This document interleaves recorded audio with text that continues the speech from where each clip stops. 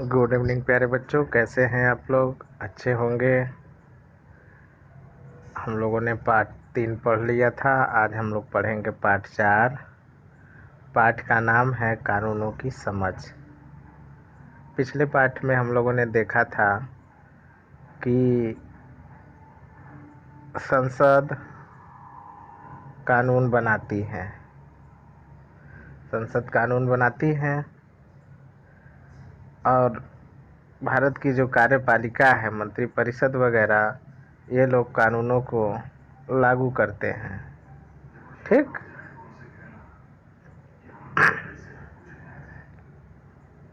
बहुत से सारे कानूनों से हम लोग परिचित भी हैं। जैसे सबसे पहले तो हम लोग ये जानने का कोशिश करते हैं, प्रयास करते हैं कि कानून होता क्या है। तो किसी भी देश को चलाने के लिए उस देश का अपना एक संविधान होता है और उसी संविधान के आधार पे सरकार देश को चलाती है और सही तरीके से चलाने के लिए कुछ नियम बनाती है। ये जो नियम होता है उसी को ही कानून कहते हैं और कानून संसद द्वारा ही बनाया जाता है। अगली अध्याय में बात हुई थी इस पे। संसद कानून बनाती है। लोकसभा, राज्यसभा और राष्ट्रपति तीनों लोगों के मिलने से संसद का निर्माण होता है और संसद में जनता द्वारा चुने हुए प्रतिनिधि अपने अपने निर्वाचन क्षेत्रों से आते हैं। ये जो निर्वाचन क्षेत्र होता है, इसमें जो व्यक्ति चुनाव के लिए खड़ा होता है वो किसी न किसी राजनीतिक दल से संबंधित होता है।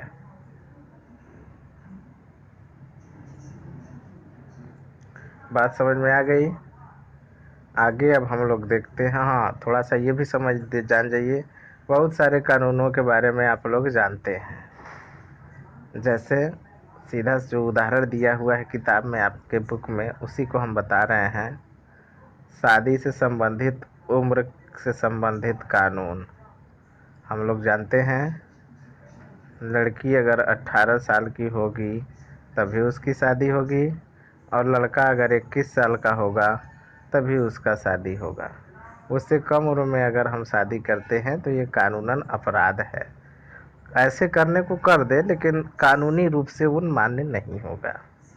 ठीक है। अब कानून तो बन गया, संसद ने बना दिया। अब हम लोग जानने का ये कोशिश करते हैं, समझने का ये प्रयास करते हैं कि क्या जो कानून बनता है वो सबके ऊपर समान रूप से लागू होता है। आप भी सोचिए कि क्या जो कानून बनता है वो सभी के ऊपर समान रूप से लागू होता है। अगर सोचेंगे हम लोग तो ये बात एकदम सही है। पाएंगे हम लोग कि जो हम लोग ये कानून जो बनता है ये सभी लोगों पर समान रूप से लागू होता है। अब बिहार की बात करें हम लोग, बिहार के एक मुख्यमंत्री हैं लालू यादव। वो आज जेल में बंद हैं। दूसरी बात,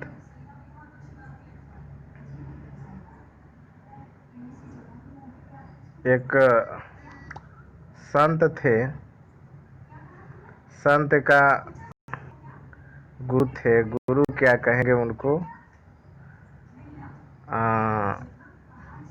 आशा राम बापू।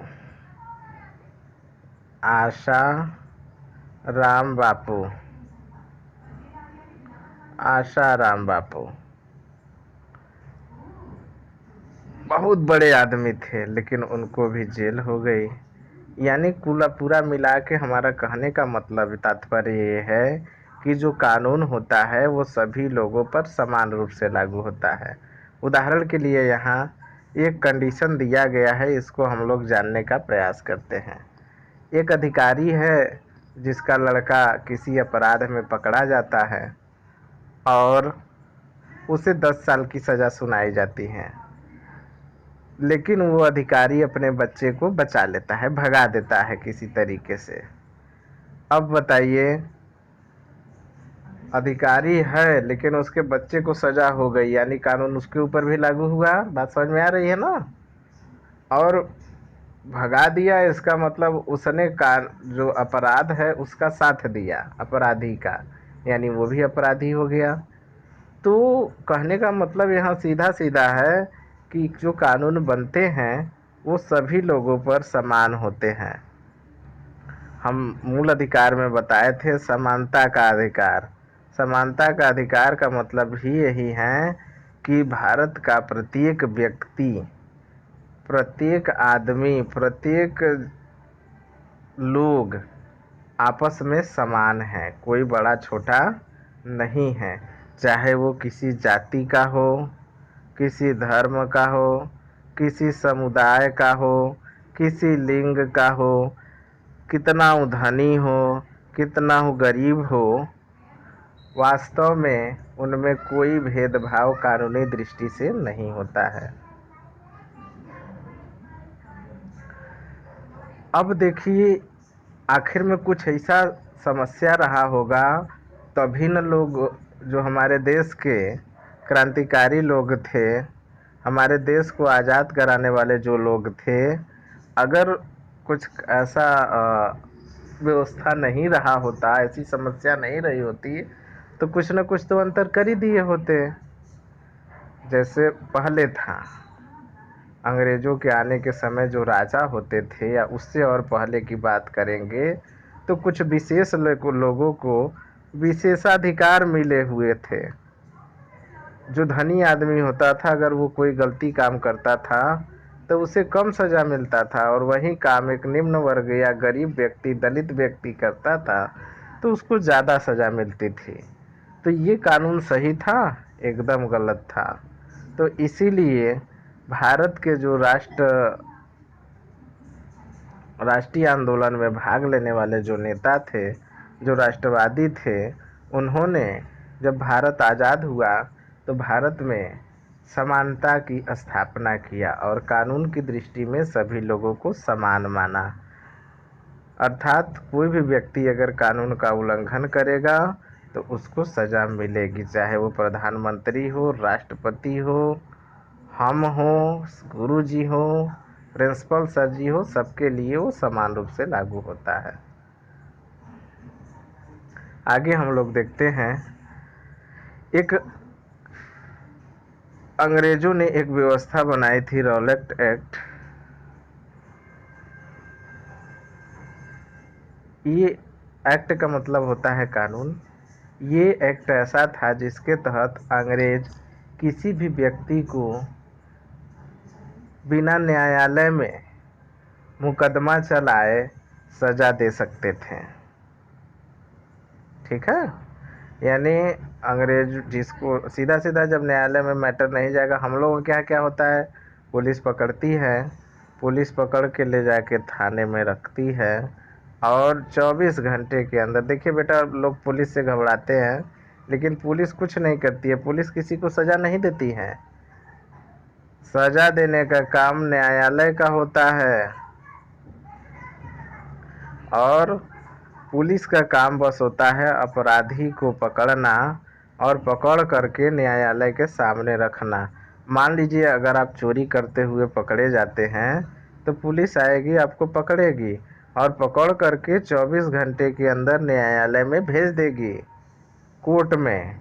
और वहाँ जज साहब के सामने अगर इस बात की पुलिस पुष्टि कर देती है कि वास्तव में इसने चोरी किया है, तब आपको सज़ा मिलेगी, अन्यथा आपको सज़ा नहीं दे सकता है। पुलिस का काम सिर्फ पकड़ना होता है और लोग पुलिस से डरते हैं। पुलिस से डरना कभी नहीं चाहिए। पुलिस का काम होता है अपराधी को पकड़ना और पकड़ के ले जा कर के उसको रख देना, और उसका कोई काम नहीं होता है। चलिए आगे हम लोग देखते हैं। बात कर रहे थे हम लोग रॉलेट एक्ट की, तो रॉलेट एक्ट में यही था कि अंग्रेज किसी भी भारतीय को पकड़ करके सजा दे देते, उसे न्यायालय में नहीं ले जाते थे। और इस कानून का विरोध भारत के बहुत सारे लोगों ने किया। उसमें मेन रूप से जो पंजाब के, राजस्थान के पंजाब वाले क्षेत्र के दो व्यक्ति थे, डॉक्टर सत्यपाल मलिक और सैफुद्दीन किचलू। 10 मार्च 1919 को ये कानून लागू हुआ था और 10 अप्रैल को ही सत्यपाल मलिक और सैफुद्दीन किचलू को अंग्रेजों ने बंद कर दिया। क्यों बंद किया? क्योंकि ये लोग जो रॉलेट एक्ट था, रॉलेट एक्ट, उसका बहुत जोरों तरीकों से विरोध कर रहे थे।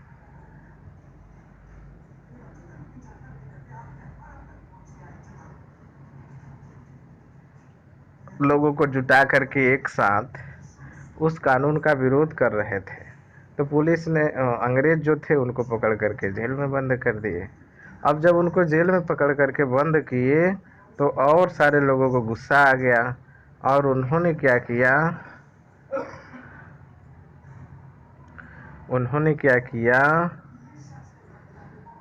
बहुत सारे लोगों को इकट्ठा किया और एक बाग था जिसको जलिया वाला बाग कहते हैं, जलिया वाला बाग। उस बाग में एक गेट था, यहाँ पे कुआं था, छोटे छोटे पेड़ लगे हुए थे। इसी में ये लोग डॉक्टर सत्यपाल मलिक और डॉक्टर सैफुद्दीन किचलू को आज़ाद कराने के लिए मीटिंग कर रहे थे। और उस समय वहाँ का जो अधिकारी था, जनरल डायर था, उसको पता चला। उसने वहाँ पे मार्शल लॉ लागू कर दिया। मार्शल लॉ का मतलब होता है सेना का नियम। सेना का नियम लागू कर दिया और उससे जब ये नियम लागू हो जाता है तो एक साथ 3 या 4 व्यक्ति नहीं रह सकते हैं, घर से बाहर कोई नहीं निकलता है। लेकिन ये लोग मीटिंग कर रहे थे, इन लोगों को पता नहीं चला और जनरल डायर आया वहाँ पे और नियम का उल्लंघन करते हुए इन लोगों को देखा और क्या किया, ये जो गेट था इसको बंद करवा दिया और इसमें फायरिंग करवा दिया। अभी नीचे चित्र दिया गया है, उसको हम लोग दिखाएंगे। अब सोचने वाली बात यह है कि जिस कानून से जनता को लगता था कि इस कानून के बन जाने से हम लोगों का शोषण होगा, हम लोगों का नुकसान है, तो जनता उसका विरोध करने लगी। तो जब ऐसे कानून बन जाते हैं, ऐसी कानून सरकार बना देती है जिसका जनता विरोध करने लगती है, तो उसे ठीक कानून नहीं कहते हैं। उसके लिए एक शब्द का उपयोग किया गया है, आगे हम आप लोगों को बताएंगे।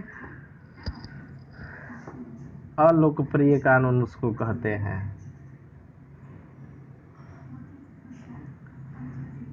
अंग्रेजों ने ऐसे बहुत सारे नियम बनाए थे जिसका विरोध भारतीय लोगों ने किया था। उन लोगों ने कुछ ऐसा भी बहुत सारे नियम बनाए थे, शस्त्र रखने का अधिकार, यानी जो धनी लोग होते हैं वो शस्त्र रख सकते थे, गरीब लोग शस्त्र नहीं रख सकते थे। कुछ नियम ऐसे बनाए थे जो धनी लोगों पर नहीं लागू होता था, गरीब लोगों पर लागू होता था, तो जनता उनका विरोध करती थी। इसीलिए जब हमारा देश आज़ाद हुआ तो हमारे देश के लोगों ने, जो हमारे देश को आज़ाद कराने वाले लोग थे, उन्होंने क्या किया, समानता का अधिकार लागू किया और नियम बना दिया कि यहाँ पे जो भी कानून बनेगा वो सभी लोगों पर समान रूप से लागू होगा। ये देखिए जलियांवाला बाग है, इधर से पुलिस, ये लोग मीटिंग कर रहे थे इधर, और इधर से पुलिस वाले अंधाधुंध गोलियां चला दिए और बहुत सारे लोग मारे गए।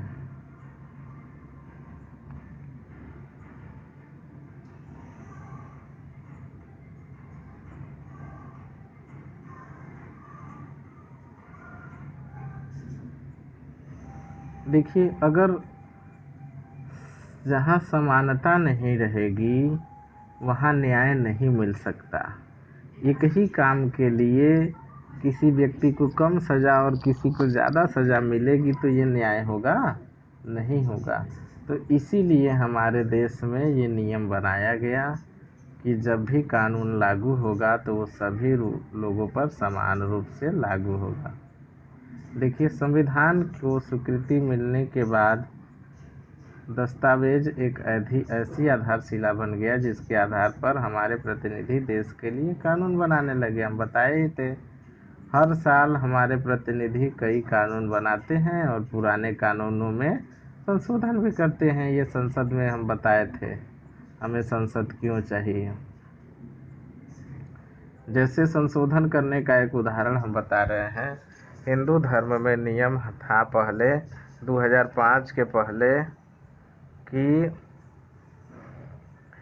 जो संपत्ति होगी उस पर लड़के का अधिकार होगा, लेकिन 2005 के बाद उसमें संशोधन कर दिया गया इस कानून में, और नियम बना दिया गया कि लड़का हो, अगर मान लीजिए पति मर जाता है या बाप मर जाता है, उसके पास 2 लड़कियां और 3 लड़के हैं, तो जो संपत्ति होगी वो सभी लोगों में समान रूप से बांटा जाएगा।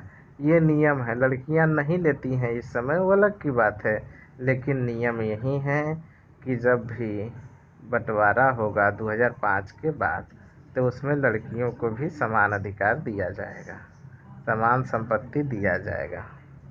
अब नए कानून किस तरह बनते हैं, तो नए कानूनों को बनाने का काम संसद द्वारा किया जाता है।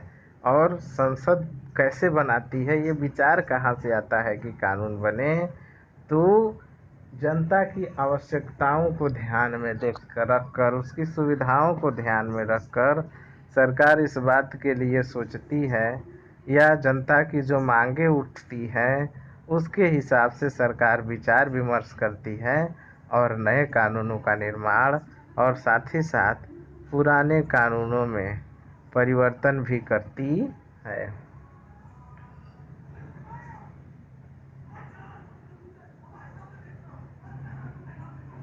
जैसे देखिए, कानून बना घरेलू हिंसा से संबंधित कानून। घरेलू हिंसा का मतलब होता है घर में, परिवार में जो सबसे कमज़ोर है उसका शोषण होता है। मेन रूप से जो आदमी होता है औरतों को दारू पी कर के आके मारता है, उसका पैसा छीन लेता है, तमाम तरीके से उसे प्रताड़ित करता है।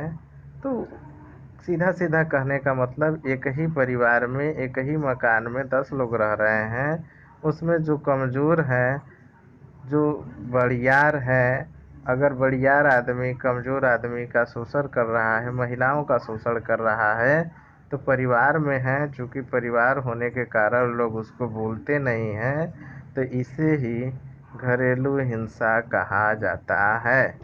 तो इसके लिए महिलाओं ने, अब सीधा सीधा बात थी, कहानी के रूप में हम आप लोगों को बता रहे हैं।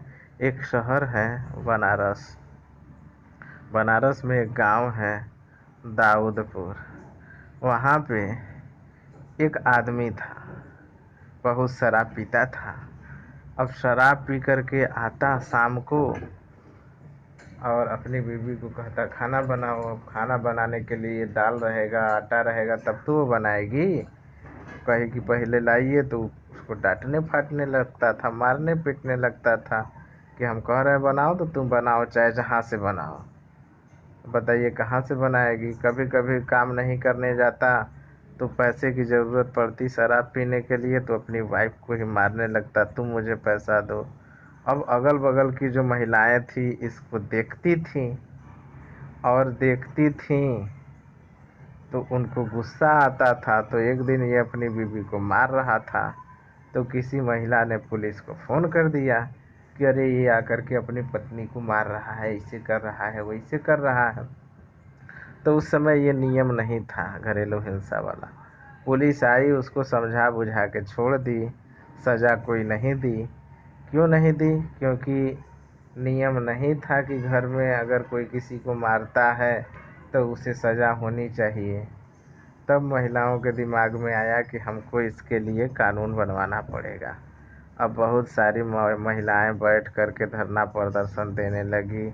उनका साथ बहुत सारी महिला संगठनों ने दिया और जगह जगह पे धरना प्रदर्शन शुरू कर दिया। देखिए ये महिलाएं हैं, एकत्रित हो रही हैं, कहानी पढ़िएगा आप लोग ध्यान से।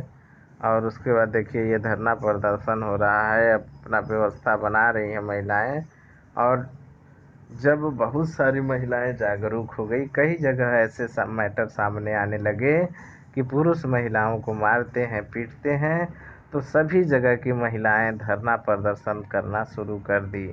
और अंत में सरकार जो है उनकी बात को मानने के लिए बाध्य हो गई।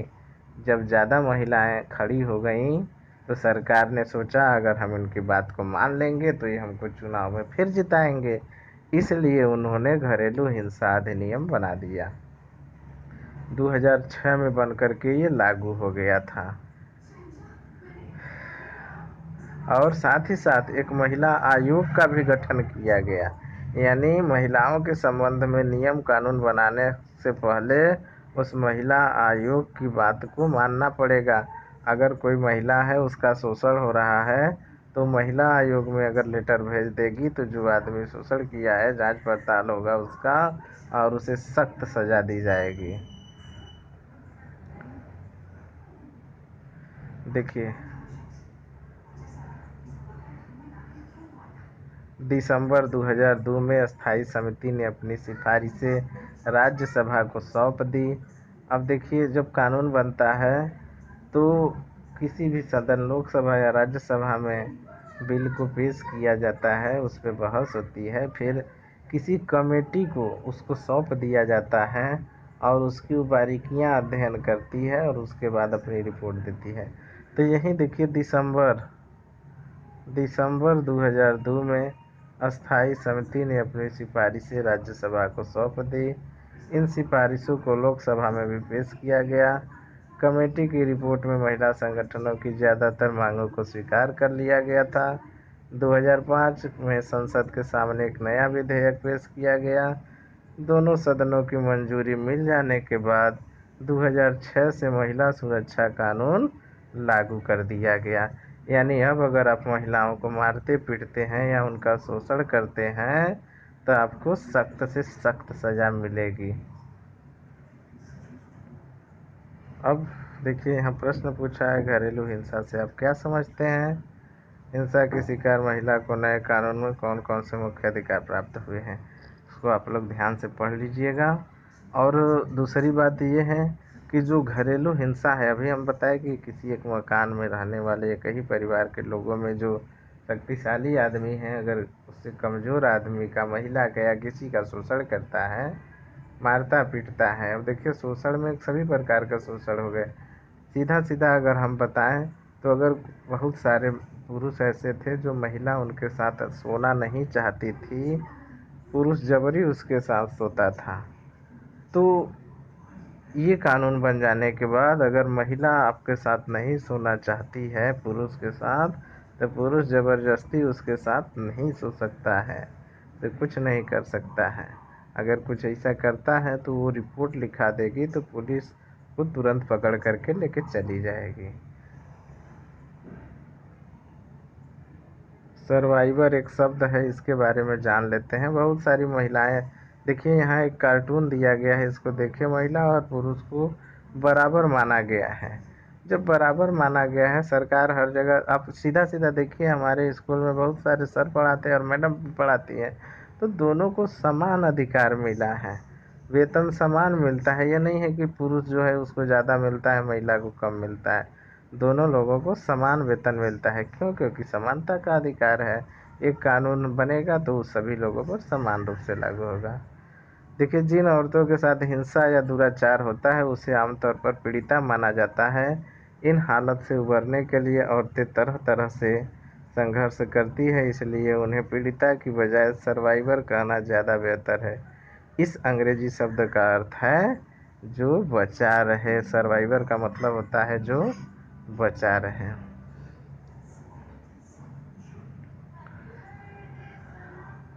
आगे हम लोग देखते हैं अलोकप्रिय या विवादास्पद कानून। अलोकप्रिय और विवादास्पद कानून हम अभी शुरू शुरू में ही बताए थे कि सरकार के पास पावर होता है, संसद के पास पावर होता है कानून बनाने का। तो कभी कभी होता है कि सरकार, जो पूंजीपति है, जो धनी आदमी है, पूंजीपति आदमी है, उसकी बातों को सुन करके कुछ ऐसा नियम कानून बना देती है जिसका जनता विरोध करने लगती है।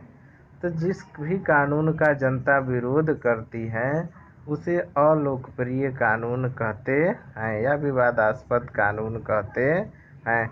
जैसे अभी इस समय उत्तर प्रदेश सरकार ने कानून बनाने की कोशिश की थी, जिसमें सरकारी नौकरियों में रखने वाले लोग पहले 5 साल संविदा पे काम करेंगे।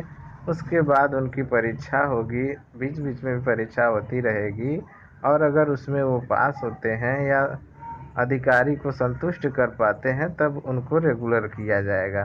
तो ये व्यवस्था बहुत कठिन थी, जनता इसका पुरजोर विरोध करने लगी और अंत में सरकार को इस कानून को समाप्त करना पड़ा। ये छोटे छोटे उदाहरण है। ये देखिए, जनता धरना प्रदर्शन ऐसे करती है। प्रदर्शन कैसे किया जाता है आप लोग अच्छी तरह से जानते हैं। और सबसे बड़ी बात बेटा, हमको हमेशा ये ख्याल रखना चाहिए कि जहाँ गलत हो वहीं बोलना चाहिए। अन्य सरकार के सभी कामों में दखल अंदाजी नहीं करना चाहिए।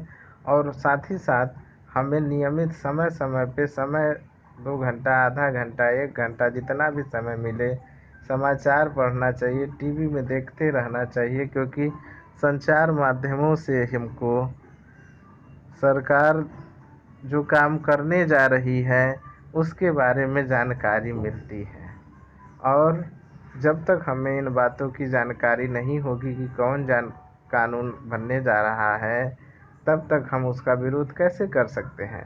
और इन सबसे ऊपर सबसे बड़ी बात बेटा ये है कि हम लोगों को पढ़ा लिखा होना चाहिए, क्योंकि जब हम पढ़े लिखे रहेंगे तभी हमको क्या सही है क्या गलत है इसके विषय में जानकारी होगी, और तभी हम ये जोड़ घटा पाएंगे कि कौन सा कानून बनने से फ़ायदा होगा, कौन सी पार्टी को जिताने से फ़ायदा होगा, कौन सा व्यक्ति हमारे क्षेत्र से जीतेगा तो वो अच्छा काम करेगा, या स्वयं हम चुनाव में खड़े हो जाएं तो देश के लिए अच्छा करेंगे। ये सारी चीज़ें समझ में आती हैं। अब अभ्यास आ गया कानून शब्द का। कानून का शासन पद से आप क्या समझते हैं? कानून का शासन का मतलब जो भी नियम कानून है वो सभी लोगों पर समान रूप से। चलिए इसको बताएंगे। तो बेटा इस तरह हम लोगों ने अपना पाठ 4 आज समाप्त किया। पाठ में ज़्यादा कुछ नहीं दिया गया था। कानूनों की समझ का मतलब, कानून क्या होते हैं तो पहले ही हम बताएं। किसी व्यवस्था को चलाने के लिए जो नियम बनाया जाता है और जो सभी लोगों पर समान रूप से लागू होता है उसे कानून कहते हैं। उसका उल्लंघन करने पर दंड की भी व्यवस्था होती है, ताकि उसके भय से लोग नियंत्रित रहें। अगली बात, जो कानून होता है वो सभी लोगों पर समान रूप से लागू होता है, चाहे वो स्त्री हो, पुरुष हो, किसी जाति का हो, किसी धर्म का हो, भारत में कहीं का हो, धनी हो, गरीब हो, इससे कोई अंतर नहीं है। और कानून बनता कहाँ से है? तो कानून बनाने का काम संसद करती है। कभी कभी संसद मनमाने तरीके से कुछ ऐसा कानून बना देती है जिसको जनता पसंद नहीं करती है, तो उसे अलोकप्रिय कानून कहते हैं और जनता उसका विरोध करने लगती है। संसद कानून बनाता भी है, साथ ही साथ उसमें परिवर्तन भी कर देता है। तो ये सारी चीज़ें इस पाठ में हम लोगों ने जाना। महिला सुरक्षा कानून के बारे में भी हम लोगों ने जाना। तो इस तरह हमारा ये पाठ समाप्त होता है। आगे कुछ समय बाद इसका वीडियो आप लोग जब देख लेंगे तो इसका PDF हम लोग नोट्स बना के हम आप लोगों को उपलब्ध करा देंगे। धन्यवाद। Good night.